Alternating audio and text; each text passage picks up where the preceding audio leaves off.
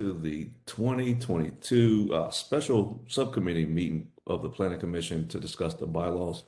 We have just one agenda item today to discuss text changes to the Planning Commission bylaws. Um, Travis, do you want to do we have a short presentation that we can give, or how do we want to do it? Because I'm looking at the bylaws right in front of me. How do we want to proceed discussing these text changes? Yeah, what I'd like to do is just maybe give some introductory remarks. I don't have a structured presentation to give. I do have the text that if y'all want to see it and kind of walk through it, I'm happy to do that. Yeah. But you'll remember that this was a discussion item that we had back at the last retreat where we were thinking about some enhancements to make to the rules and procedure, to the bylaws, and really starting to think about repositioning committee work that we were doing. So this really captures four different buckets or categories of change, if you will.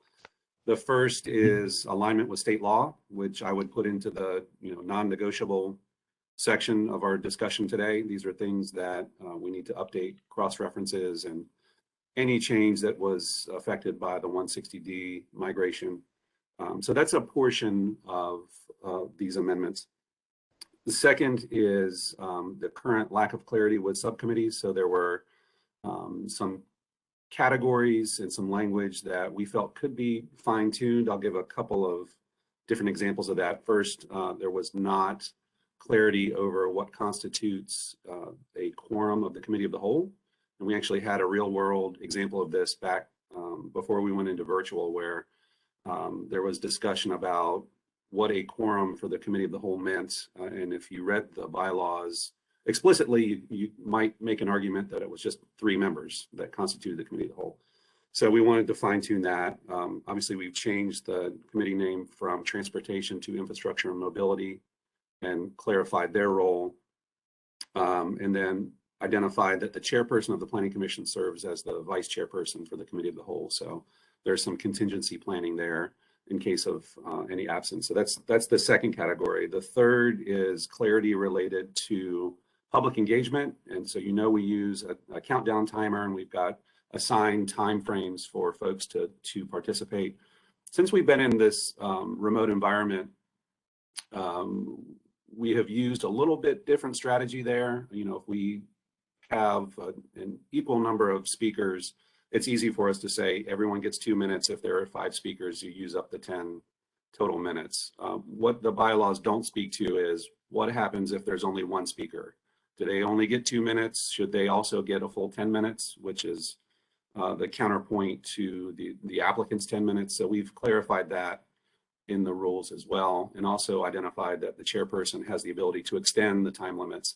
And these are practices that we've been using for the last 2 years, but we just want to make sure that they are written down in the bylaws. And then the last and final change here is mostly inconsequential. There is a secretary position of the Planning Commission. The secretary, as the bylaws are written today, is responsible for all of the minutes, all of the records, all of the note-taking. So what has traditionally happened is someone has been elected secretary, and within seconds, they normally say, I give all these powers to staff. And so staff takes care of that role. So the secretary really is not fulfilling much of a purpose. So that role has been removed from the bylaws. So I'm going to stop and pause there. And if y'all would like, I can, again, share the screen and we could walk through some of the changes if you think that would be helpful. Yeah, let's share the screen. Okay. I think it's on 5 pages, so it shouldn't take us long to go through all the changes. Okay, let's see if I can figure out how to do this.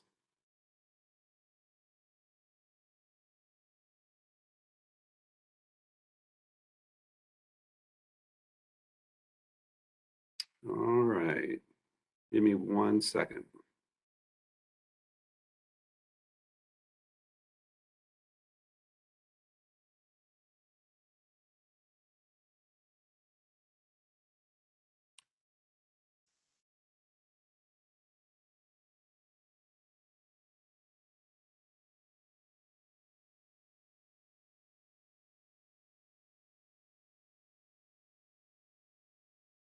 Well, that's interesting. I just got some sort of error message that I had to put in a password to do that.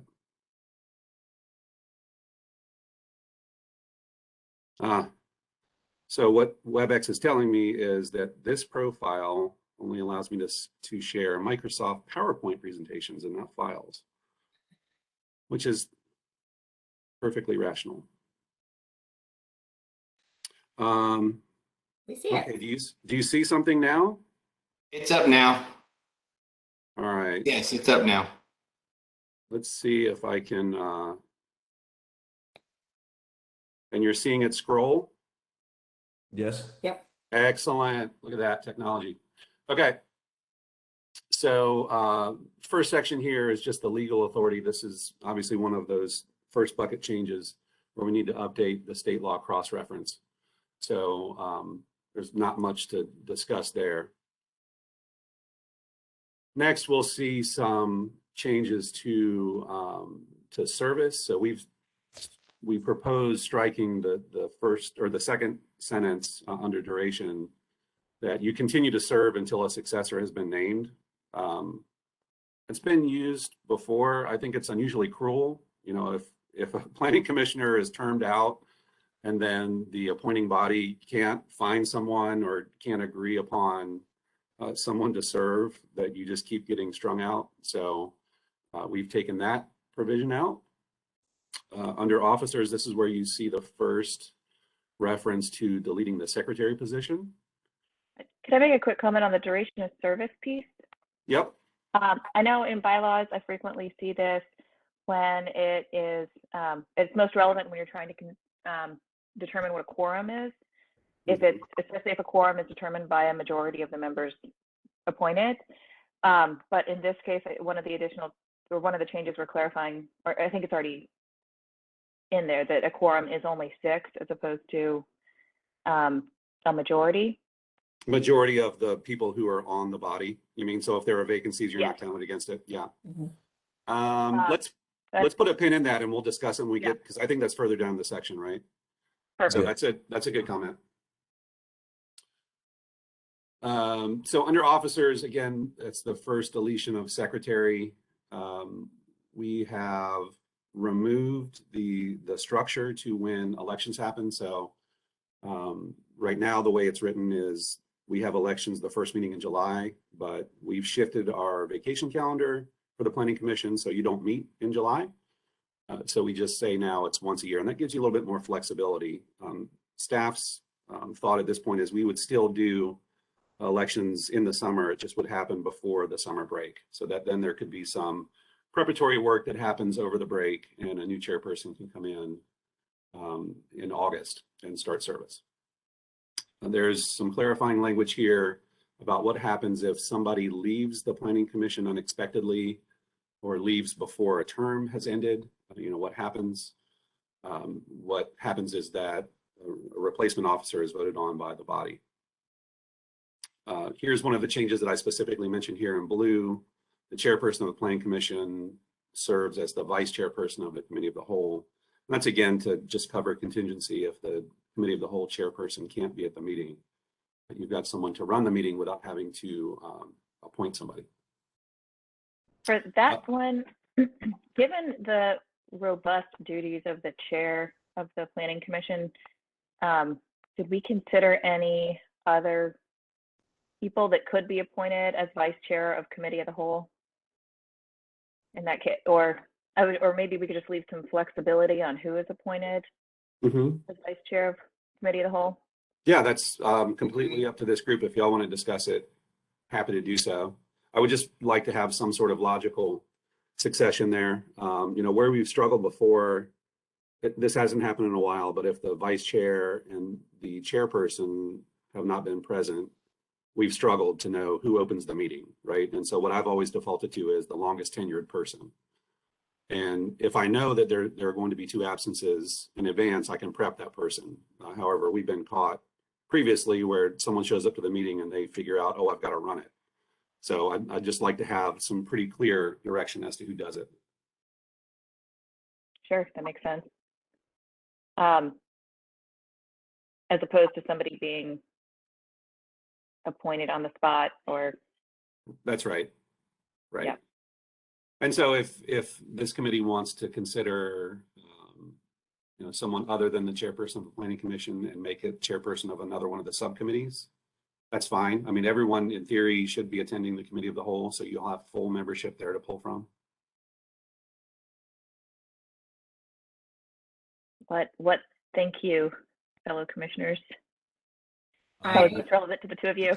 Yeah, I agree, because you could get in a situation where, say, the vice chair who would be running committee of the whole is out and the chairperson needs to recuse themselves for whatever reason on a case. That's why I'm wondering if it makes sense to broaden it a little bit to other committee chairs. Can we maybe create some language to where we have an alternate chair or alternate vice chair in the event that the chairperson and or the vice chair can't proceed over committee of the whole? Can we have like a alternate chair for that? Yeah, absolutely. So we've got two different thoughts happening here. One is chairperson of planning commission might be a bit overloaded, and so maybe we could shift the duties of vice chairperson of CAL to somebody different. And I think we could write some language to cover that, that it could be the chairperson of any subcommittee, right? And honestly, we could leave it that broad.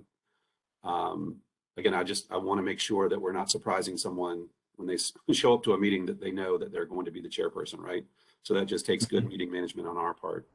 But I think that's possible. If y'all would like to explore that, we could change this blue sentence here to say something like the vice chairperson of the committee of the whole shall be any subcommittee chairperson as needed, or something like that. This is not a provision we need very often, but when we do need it, it becomes critical. And I guess this could apply to any of the subcommittees.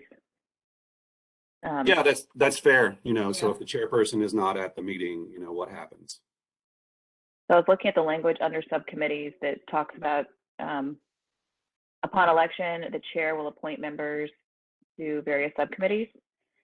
So maybe just similar language that whenever the subcommittee chairs are elected, the chair can appoint a vice chair to their subcommittee. Okay. And then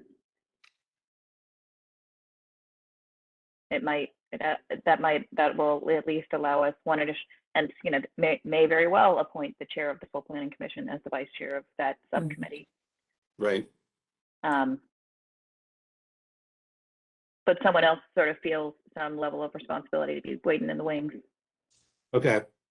And so that would, in your mind, is that strike then the sentence here in blue, and you just cover it with the chairperson appoints chair of subcommittee and vice chair of subcommittee every time? Sure, Right. or the chair of the committee can appoint their own vice chair, or whatever you think. Right. Yeah. Okay. So that then it kind of puts it back on the chair of each of the subcommittees, including the committee of the whole, to find somebody else and to say, hey, I'm going to be out. Your turn to chair the next meeting, kind of thing. Got it. Okay. Any other thoughts on that? Go Yeah. ahead. Feel good? Just ripping out loud. Any other thoughts from the other commissioners? No, I agree. Yeah, my only concern is what if both the chair and the chair can't make it? What's the language that we cover ourselves that where we can have somebody chair a meeting in the case of somebody has to recuse themselves or of an absence? Right. I would say that's extremely rare, but it's good to think about contingency that far down. So we could add language that it then defaults to another subcommittee chairperson. Right. Or the longest serving member present and eligible to participate. I think that's where you don't have to pick between chairs of subcommittees. Yeah. And it's just, now you have to sit there and grab the roster to determine who that is. Right. Right. But that, that might be the fallback selective device. That makes sense. That's fair. So So the chair of the full planning commission appoints committees. Do the committees elect their own chairs? Is that right? No, I believe it's the chairperson that The appoints. chairperson selects the chairs of the sub. Committee chairs, gotcha. Right. So the chair selects the committee chairs, and then the committee chairs select their own vice chairs. And in the event a chair and vice chair are not present or able to attend the meeting or recused or whatever that language is, then the chair will be the longest serving member that's present and able to participate. Right. Yep. And that could apply to the full planning commission too, I guess. Yeah, very true. Mhm. So we can certainly tune that language up. Any other thoughts on that topic? No, it's good. So here's the first major strike of secretary. So we've just removed that entire section. And that rounds out subsection 2. So then on to the subcommittee section, we've just added some clarifying language here to make it clear that the chairperson we're speaking about is the planning commission chairperson. So here's the language we were just referencing. Planning commission chairperson designates the chairperson for each subcommittee. And then added some language that the subcommittee chairperson works with staff to set agendas. Then we move on. We have not made any changes or proposed any changes to purpose and intent. We have added some clarifying language to referral to subcommittee. So we've added campus district to one of those automatic referrals to committee of the whole. And the reason is because campus district typically comes with a master plan, just like plan development does. And we've clarified that this includes any text change to zoning conditions or zoning amendments, either or. We treat them the same. State law distinguishes between the two, but we treat them almost identically. Travis, if Yeah. anyone comes in with a concurrent rezoning and site plan, would you also want to stick them in COW? I don't, or have that flexibility to put them in COW? Oh, interesting. I think you still have the flexibility to do that. So that's still a pilot program that we're working on that allows applicants to submit zoning petitions and site plans at the same time and go through on a parallel track. To be quite honest, we're still working through the kinks of that process. It's been a little kludgy to date, but I think you certainly have, as the body, have the ability to do that. So that's something that we can communicate to the Planning Commission well in advance, just so you're aware that's happening. And if you want to refer that to committee of the whole, you can. Okay. I'm hesitant to put it in the bylaws just because it's right now it is a pilot and I don't know if it's going to stick. Okay. Are we, just for my own information, when we go back in person, are we going to keep the consent agenda portion available on the agenda if we needed to use that? Okay. Yeah, so that's something that we've talked about internally. Previously we added it for deferrals as we transitioned to remote meetings. We don't use that anymore because we removed the staff shot clock from the code. I can see us still using that in the event that something has been noticed, a case has been noticed, but an applicant says, I'm not ready, or I need to fine tune conditions. We would just put it on consent and then move on from there. Or if there's a time extension request, something that's very perfunctory. All right, so that carries us through page 2. Under subcommittee structure here, D, we've taken committee of the whole out, and that might sound strange, but the reason is we've repeated it elsewhere within the bylaws because we don't want to treat committee of the whole as a quote unquote subcommittee. And that's what was getting us into trouble, where we talk about subcommittees and that they have a quorum of 3 members and they do certain things. We wanted to make it clear that committee of the whole is a standalone body of the whole, right? That's treated differently. So while it's being removed here, it's replaced elsewhere in the bylaws. And then we've got a renaming of transportation to infrastructure and mobility. So here's the stricken language for committee of the whole. We've tightened up some language for strategic planning and then clarified what the role of the infrastructure and mobility subcommittee is and how that's different from transportation. Any questions about that? Nope. Okay, so I'll roll on to subsection 4. We've inserted that we need to be consistent with state law. And here's where we pick back up the committee of the whole language. So we've just taken that language and moved it down verbatim, that planning commission members all serve on the committee. And we've identified the purpose of the committee of the whole. Here we've tuned up some language. You, pursuant to state law, conduct legislative hearings. That's the way the state law refers to it. So we've included that language here and stated that that can happen either at the planning commission or at a subcommittee. And that's really when we provide public notice.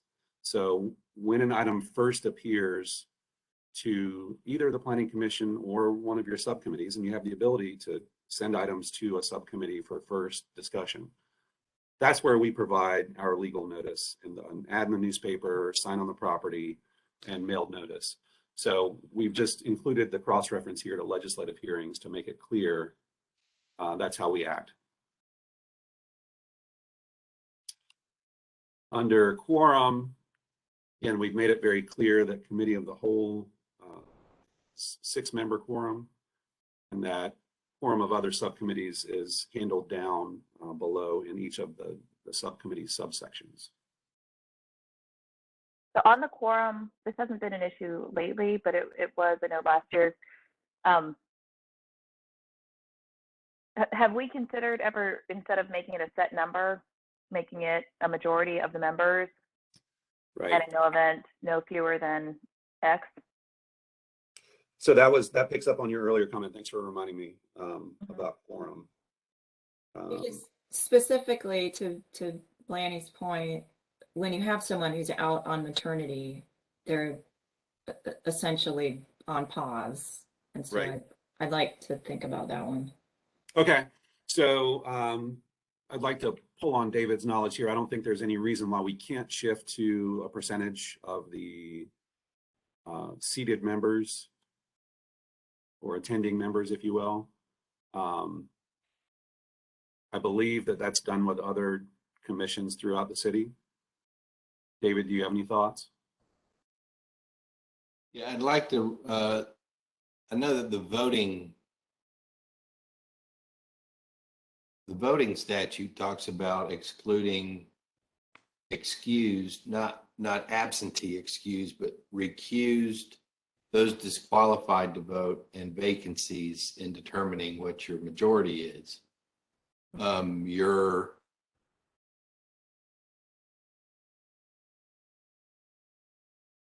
Your quorum is customarily based on your membership.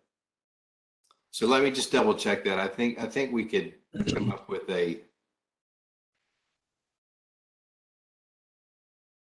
and the quorum is based on membership. I know for quasi judicial, it's based on membership regardless of vacancy. So you still have to have a quorum of your full body. It's just the supermajority can change based on, or the majority can change based on who's eligible to vote. So let me double check that statute. I think we understand where the committee wants to go, and we can make those changes. Right. And so I think I understand the intent here. If you've got a vacant seat that's truly vacant where there is no member serving, can the quorum be reduced to shift with that, right? Which I think is pretty logical. And like I said, I think we do that for other boards and commissions. Yeah, this came up a year or two, probably 2 years ago, when there were several vacancies that the council Right. had not yet filled, and then other folks were recused on some of the larger projects, and it was sort of Right. like everybody had to be there every time. Exactly. And so recusals, I think David mentioned, were covered because state law addresses that, and it states that if you're recused, you don't lose a quorum for a purpose of recusal. What I heard Chairperson Fox say is, what if someone goes on maternity, like a temporary absence, right? I don't know that we can write language to shift the quorum to deal with that, because that's just the normal influx and outflux of attendance at meetings, right? So I'm not certain that we could account for that situation, but I think we certainly can explore how to deal with vacancies. Perfect. And then another, taking it over to the same subcommittee piece, there was a time, I think text change committee was only 3 people when during the same time when there were lots of vacancies. Right. So maybe also changing it to a majority of the members, but in no event, no fewer than 2 or something like that. So it can't just be one person doing text change. Right. And sort of similar with the majority of the planning commission, but in no event, no fewer than 5 or something like that. So we can, let's scroll down there real quick because I want to check on that before I forget. Oh, I've already missed it. Sorry if I'm giving you motion sickness. This is good. Well, and in the same vein, I had in my notes, there's an issue with getting quorum with committee of the whole. So could quorum be less than a majority of the committee of the whole? Right. Ask that question again. For the committee of the whole, could we have a different Different number than quorum 6. threshold? Different number than 6. Mm-hmm. Especially since that the case will still go out to the full planning commission.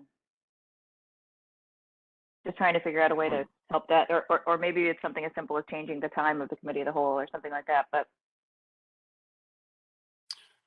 Yeah, I understand the question. I'm not certain we can take committee of the whole to less than half plus 1.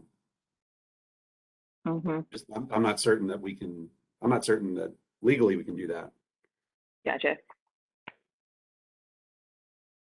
I mean, because now it's a body of 10 and it's technically 5.1 people, right? And since none of you is a 0.1 person, it's 6.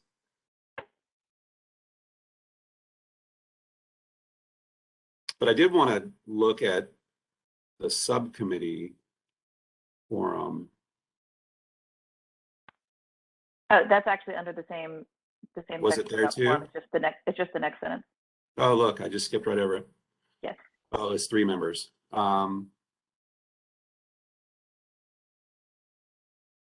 And so we've got a few subcommittees that are only 4 members, correct? All of them.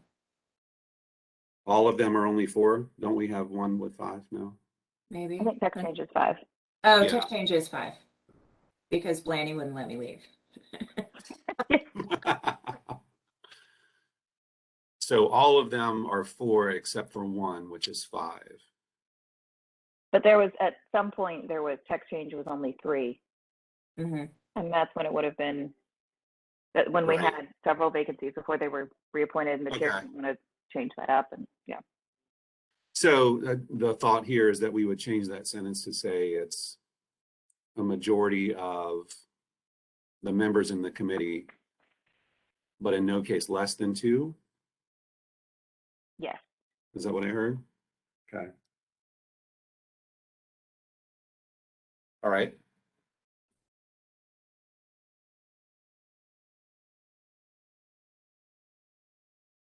Or a majority of the members eligible to vote. I guess it wouldn't really matter a whole lot for the subcommittees. That's more for Cal. Right. All right. We can certainly take a look at language there to tighten that up. So here under C, public comment is where we start to see some of those changes related to your public engagement. So we've added the language here: without objection, chairperson shall have the ability to alter the speaking time. So this is, again, a practice that we've used as we've been remote. And we actually started doing this before we went remote. The chairperson can say, I know there's a large group of people here, there's more to talk about, and extend the timeframes without objection, right? So if there is no objection, that just happens automatically. And then Avoid any issues there. Do we want to define a threshold for a large number of people signed up to speak? Just, I can imagine folks objecting some, you know. Well, so if we were to quantify that, I mean, where do you draw the line, right? Is it 20 people? Is it 30, whatever? We generally don't see a lot of speakers that all anticipate that they're going to speak at the planning commission meetings. We have had what I'll call a larger number of speakers, right? Like 10, 12 folks that want to show up. During the remote meetings, staff, I think, has done a pretty good job in communicating with the people who have signed up to speak. And this is where that process of making people or asking people to sign up to speak in advance is really helpful, because then we can see the roster of folks who want to attend and participate. And we'll actually reach out to them if we see a large number and say, look, hey, there are 25 people here that say they want to speak. There's only 10 minutes. So unless everyone wants, 35 seconds, you might think about designating the spokesperson. And so folks can try to self-select that way. It happens the same way in person. The difference is, the chairperson says who's here to speak on this matter. And if you see, 15 hands go up, you remind them, we've only got a 10-minute limit. So everyone can have a certain amount of time, or if you want to designate a spokesperson, you can come up and speak. I'm hesitant to say what is large and what isn't, because I'm going to draw the line in the wrong place. Mm-hmm. So this gives you, as a body, flexibility to help weave in and out of that public comment period.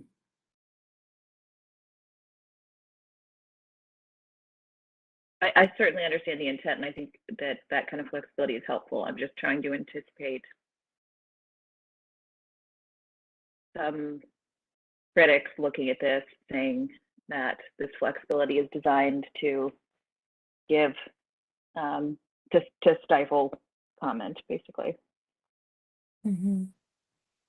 Well, I will say people still have the option of emailing us, and I do sit and read all of those. So it's a different form of communication. Yeah. Right. And so I will admit the timing aspect here of public comment is relatively new to the Planning Commission. So these bylaws were last updated in 2017, and that's when we started using the timer clock. Mm-hmm. It was around that time frame.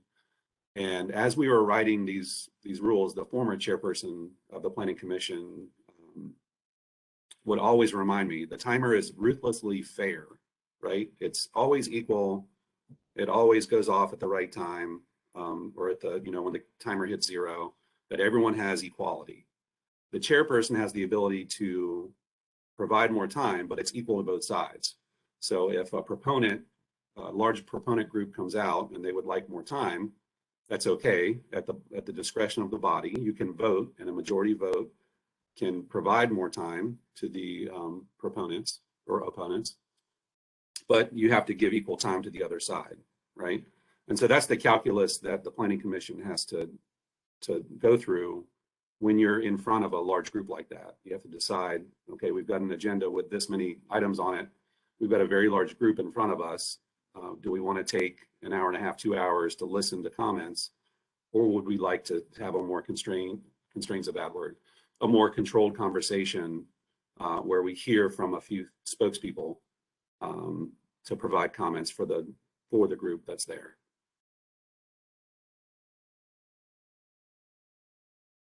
Travis, can you pan down a little bit so I can see more of D? Okay, so we're separating the timing associated with general public comment from the timing associated with during an individual rezoning case. So I think these both speak to the same thing, do they? Oh, no, you're right. So C is general. That's the section that happens at the beginning of the meeting where we say Okay. something that's not on the agenda if you just want to come and speak to the Planning Commission. Similar to the open public comment at City Council. So this, I'll be honest, section is not used a lot. On occasion, we'll have someone show up and say, I'm really concerned about this thing or that thing, or I'd like the Planning Commission to think about, this in general. But this, you're right, this section C is really speaking to that. D is where we get into the meat of all of your rezoning items. Yeah, because it does declare when there are more than 4 opponents, which basically puts you at that 8-minute threshold. When there's more than Mhm. that, I think that makes a lot of sense. That's right.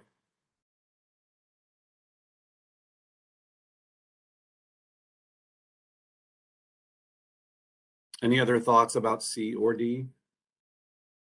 I was trying to imagine that these are with that new lens. So C might be more if people want to sort of sign up at the beginning of the meeting to filibuster something, or Mhm. Right. but they couldn't do it for more than 10 minutes. Right.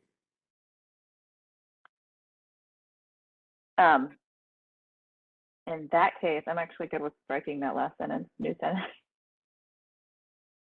Say that again, I'm sorry. In that case, since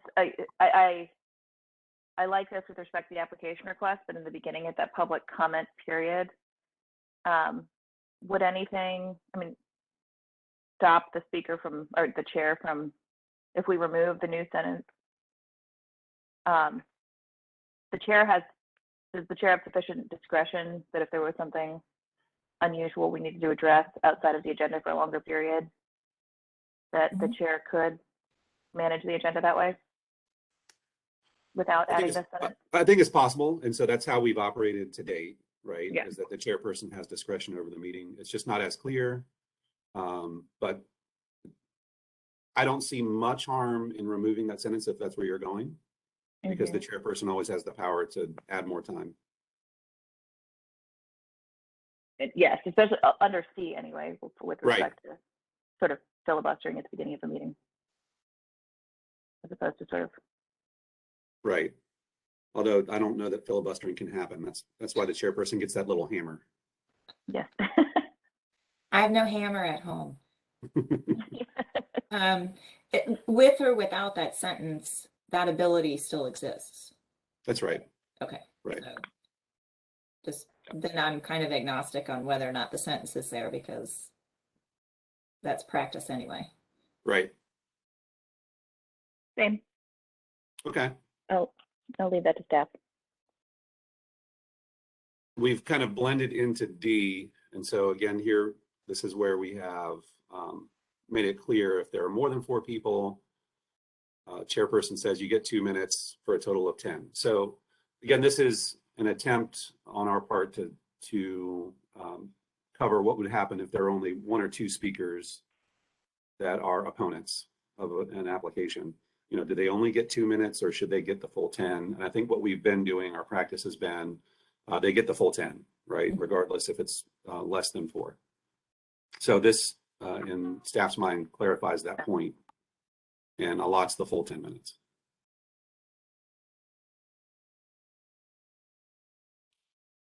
We have not made any changes to that second paragraph. We've added a clarifying statement here at the top of the next page that both opponents and proponents have equal time, essentially. But again, that's the chairperson gets to do that anyways. Under recusals, we have tightened up the language that reflects state law. Real quick question on the subsection B, the opponents and proponents. Uh-huh. Does the applicant fall under proponents, or That's right. just those signed up in support? Right. Applicants are proponents. That's how we treat them in this setting. Understood. And under recommendations, we previously had language that required the chairperson to show up at Planning Commission. Now we're saying it's optional. If you'd like to join to report to the City Council, you may. We, as staff, certainly appreciate that because it provides context to the City Council, but not a requirement to do so.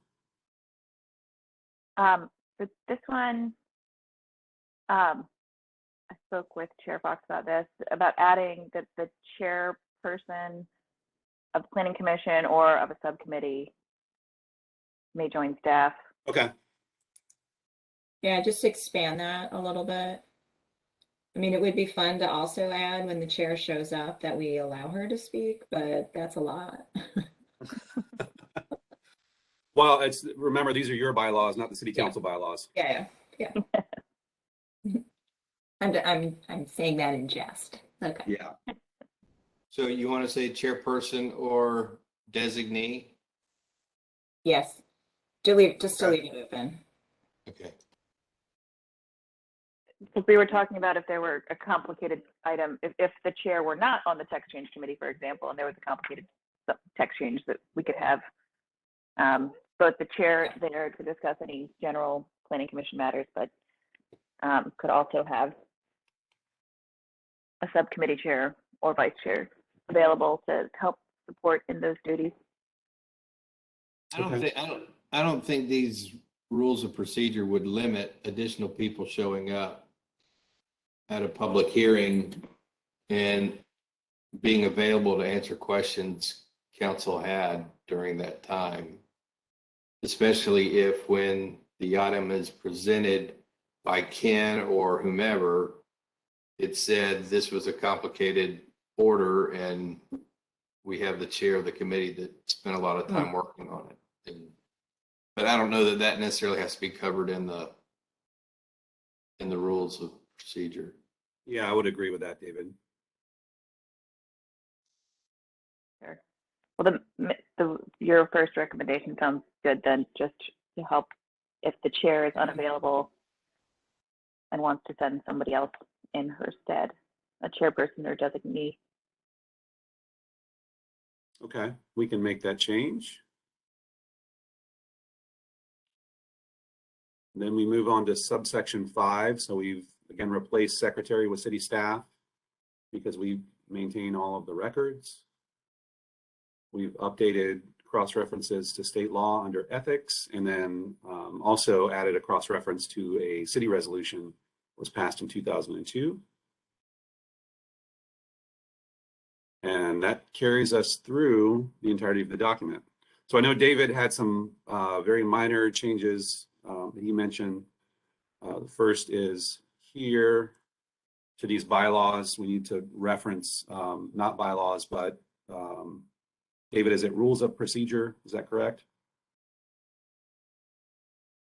Yeah, yes, in the UDO as well as 160D, these internal rules are referred to rules of procedure. Right now, I'm trying to get all the committees to call them that are covered under 160D to call them rules of procedure. Okay. And we're going to do that to the title as well. So we call these the rules and procedures. We'll rename this. Just fix that rules to of rules and procedure, and Yep. the reference to bylaws at the bottom would be, amendments to these rules of procedure. Right. Yeah, All those right. were my two changes.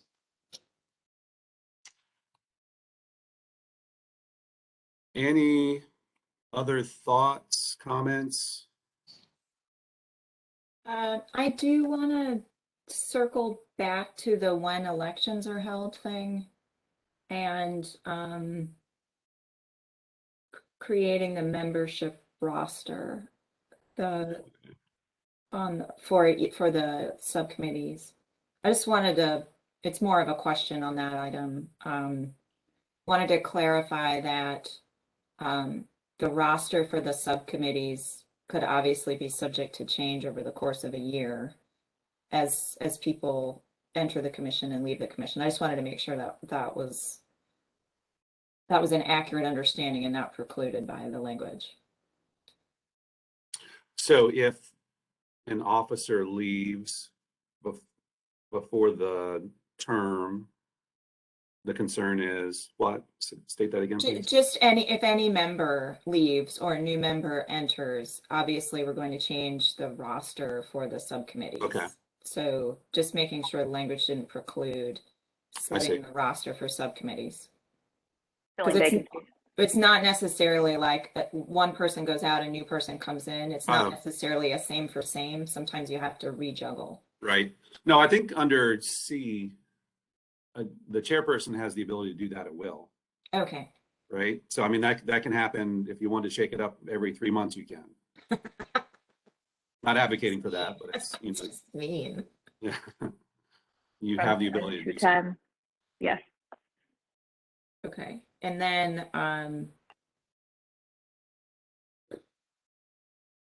when elections are held, I know there's a desire to leave that to be a little bit more flexible. I do think it would be beneficial to state a time period or month, Okay, just in terms of expectation setting. So because otherwise you have a person, say such as myself, who's like 18 months in. right. So first I'll ask this question, is a summertime before the break election palatable? That's kind of what we've been doing. Yeah, from my perspective, that's fine. I don't, Okay. So we would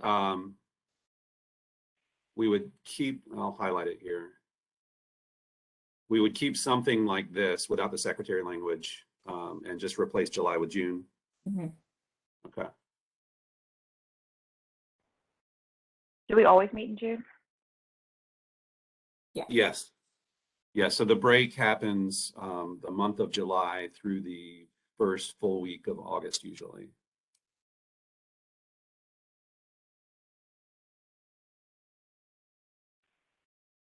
Or just stating what the term is? Is it from July? Is it the fiscal year term? The term is from July 1 to June 30th or something like that? Oh.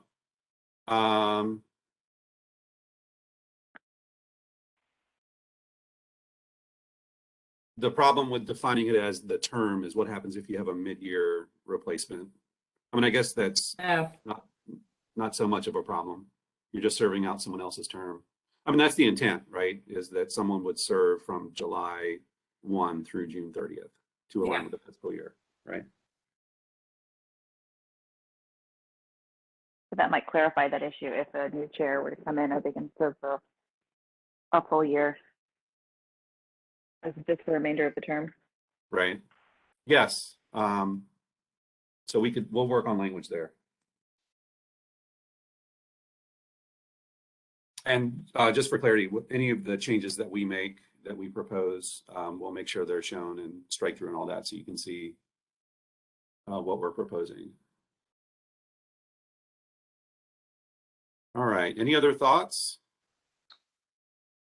did we need to circle back to the term duration piece, or did we address that? For the term duration here under A? Yeah. I think striking that sentence is, if we're going to move to a majority, striking that sentence is helpful. Okay. Yeah. I think the only place it gets complicated is with your 10th member, your county member representation. As I've observed, reappointments from the county are not following the same timeline that the city does.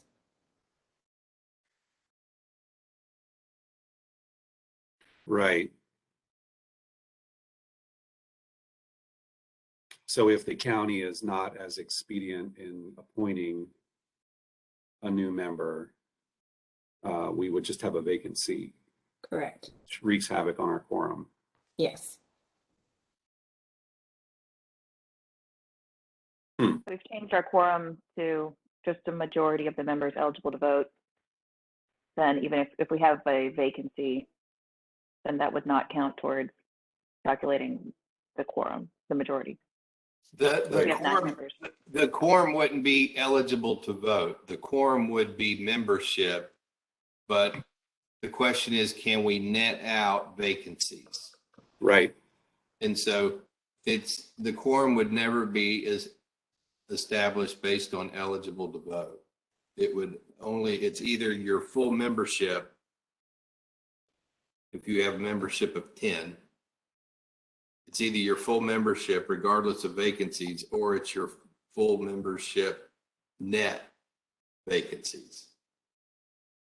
And that, someone has resigned or someone's term is ended and their replacement has not been selected. the general statutes for city councils allowed them to have a quorum net vacancies.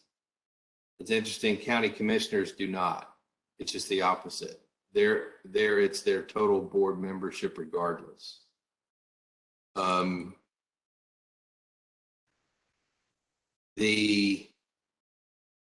think the Board of Adjustment has a more strict membership requirement. I haven't found it for Planning Commission. Even though Raleigh could net out vacancies because the city charter says council can't pass an ordinance without 5 votes. 5 is a quorum, regardless of whether there's vacancies. And so we just need to look, I need to dig a little bit deeper as to can we net out vacancies, but we would never net out people who had to recuse themselves. That's just how you would count your majority. I just want to clarify that.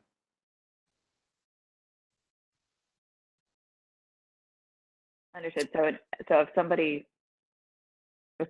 there were several people who were recused, we would still need a majority of the members to constitute a quorum. But in order to take action, it would just be a majority of the members eligible to vote. Is that right? That's correct. Okay.